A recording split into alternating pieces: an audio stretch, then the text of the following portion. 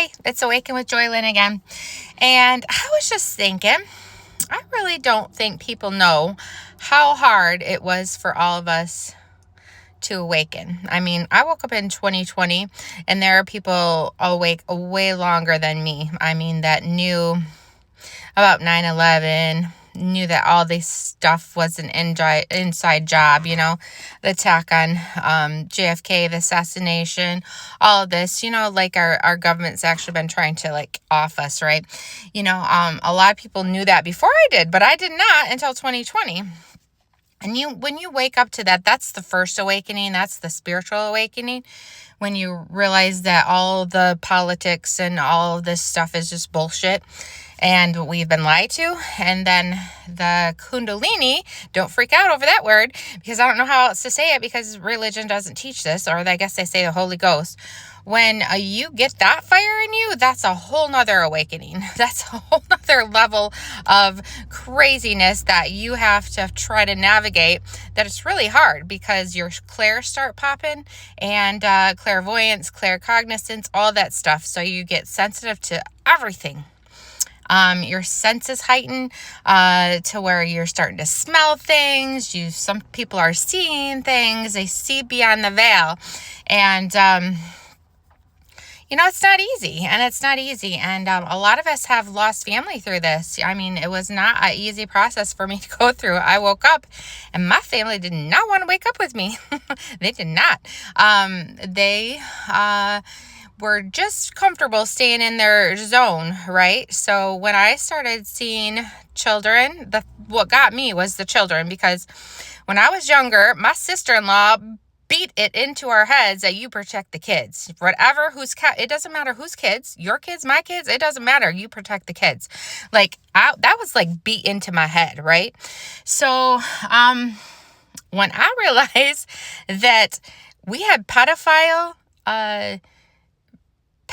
politicians and they were eating children and adrenochrome and all of that stuff, and that they were trying to off us in 2020 with the thing, and I was pissed, and I fought for those kids. Every post, everything that I did was to protect the kids, was to protect my family. And, that was hard because I had to go up against people that were trying to say I was, when I actually tried to protect the kids and call out the pedophile politicians and, pastors and all of this shit, I got attacked for it brutally. I had people saying, you don't air your stuff on it. You're just saying that you must have had trauma for something that you happened to you. So then you're just putting it out there. They tried everything possible to shut me up, but I didn't shut up. I just plowed through like many of us did. You're not shutting us up. If we know that kids are being raped and eaten, no, you don't get to shut us up. So, then that was a whole nother thing to fight through the censorship and all of that stuff that we had to endure. And we did it so our kids aren't going to grow up thinking that being raped is normal, Not going to happen. Not going to happen. We're changing that. But we took a lot of shit from our family and we have lost. I mean, my family won't even talk to me, and I'm like, or if they do, they're short and they're just, and I get that God is separating us during this time, and whatever wasn't aligned is, so on the big picture, it's like, it's turning out to where it's supposed to be. Things are playing out how they're supposed to be.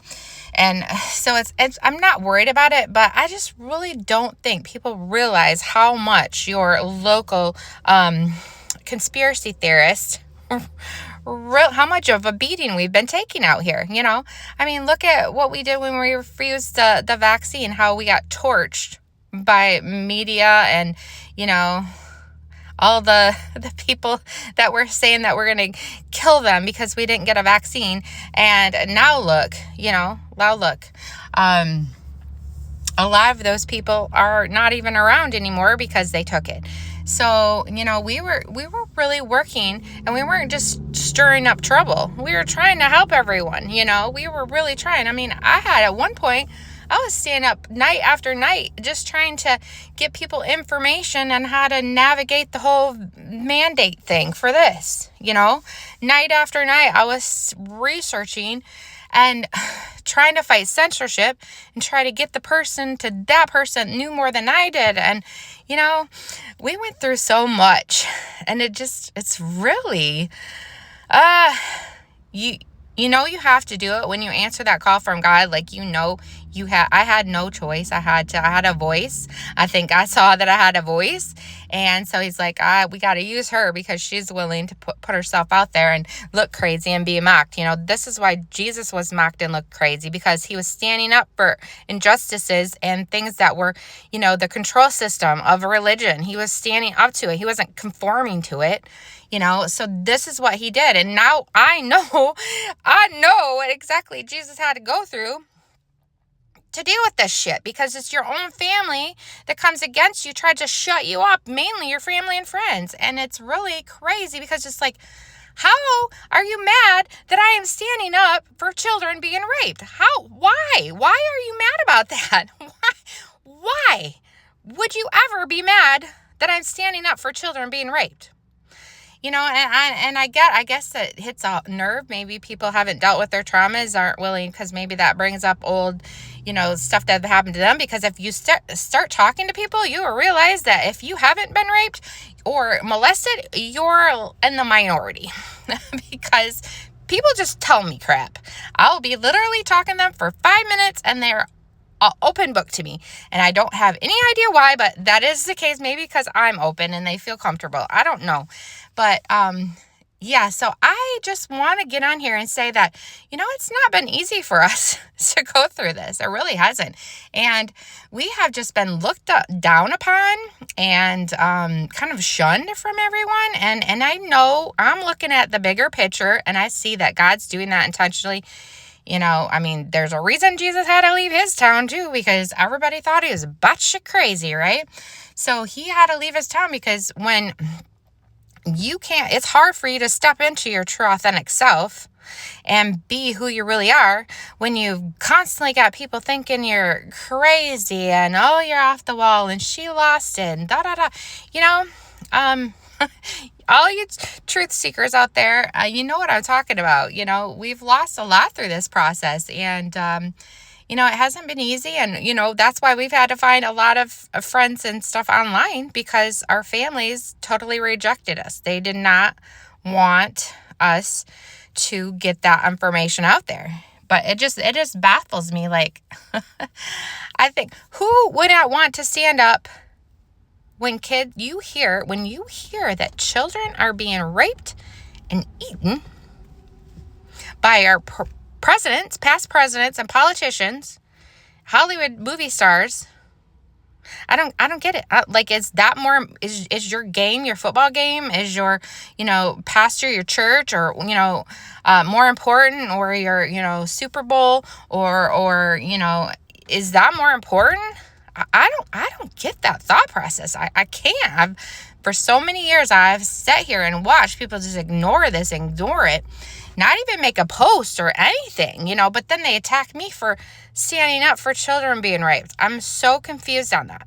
So the next time your conspiracy theorist friend, tells you something and they look maybe lost or, rejected from everything and, everyone and everybody, just take a minute to see what maybe they did for you. Maybe they stood up when you couldn't. I know that I was a voice for the medical field when they couldn't say anything because they were strapped to the system. I said it. I went out there and I put myself out there to look crazy for them, for you. We took a lot of hits, but it wasn't just for us. It was also for you. And it was for the kids. So just go easy on your conspiracy theorist friend, because they aren't as crazy as you think.